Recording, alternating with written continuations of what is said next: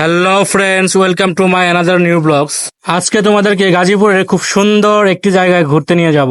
একটু ধৈর্য ধরে ভিডিওটি লাস্ট পর্যন্ত দেখতে থাকো, আশা করি অনেক সুন্দর প্রাকৃতিক পরিবেশ দেখতে পারবে। এটি একটি ফাস্ট ফুড কর্নার। এটি গাজীপুরের সব থেকে সুন্দর একটি বিল, মকশ বিলে অবস্থিত। গাজীপুরের ভিতরে এই জায়গাটি খুব টপ র্যাঙ্কিং এ থাকে বর্ষাকালে, যদিও এখনো বর্ষাকাল আসেনি, মাত্র শুরু বর্ষার। তাতেই এই রেস্টুরেন্টের সৌন্দর্য ফুটে উঠতে শুরু করেছে। আজকে মে মাসের 19 তারিখ বিকেল 4:30 সময়। দিনটি ছিল খুবই মেঘলা, অনেক বৃষ্টি হয়েছে সকালে। এখনো আকাশ মেঘলা, টিপ টিপ বৃষ্টি পড়ছে। আবহাওয়া এক কথায় আমাদের মতো ভ্রমণ পিপাসুদের জন্য ঘুরতে যাওয়ার জন্য একদম পারফেক্ট সময়। আশেপাশে ধুলাবালি নেই, রাস্তা ভিজা, প্রচুর বাতাস।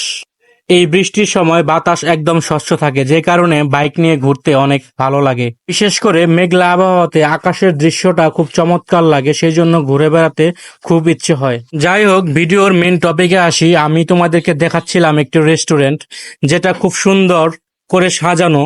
এত সুন্দর সুন্দর গাছ দিয়ে সাজানো, যা ভাষায় প্রকাশ করার মতো না। প্রত্যেকটা কোনায় কোনায় সুন্দর সুন্দর ফুল এবং পাতাবাহার গাছ দিয়ে সাজানো। এর ভিতরের ডেকোরেশন খুবই চমৎকার।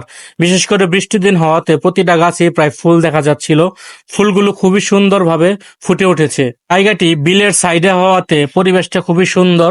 সামনে বিস্তৃত ধানের জমি, যা বর্তমানে পানি আসতে শুরু করেছে। কিছুদিন পর আসলে হয়তোবা সামনে বিস্তৃত বিল ছাড়া আর কিছুই দেখতে পাবা না।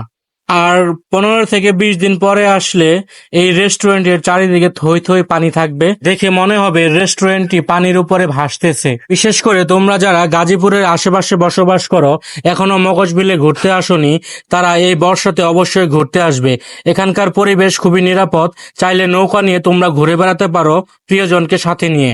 আমার ভিডিওটি ভালো লাগলে অবশ্যই ভিডিওতে লাইক এবং কমেন্ট করবে, এবং যাকে নিয়ে ঘুরতে আসতে চাও তাকে শেয়ার করে দিবে, এবং অবশ্যই আমার চ্যানেলে সাবস্ক্রাইব করে রাখবে পরবর্তীতে এরকম সুন্দর সুন্দর ভিডিও পেতে এবং ভালো ভালো লোকেশন সম্পর্কে জানতে।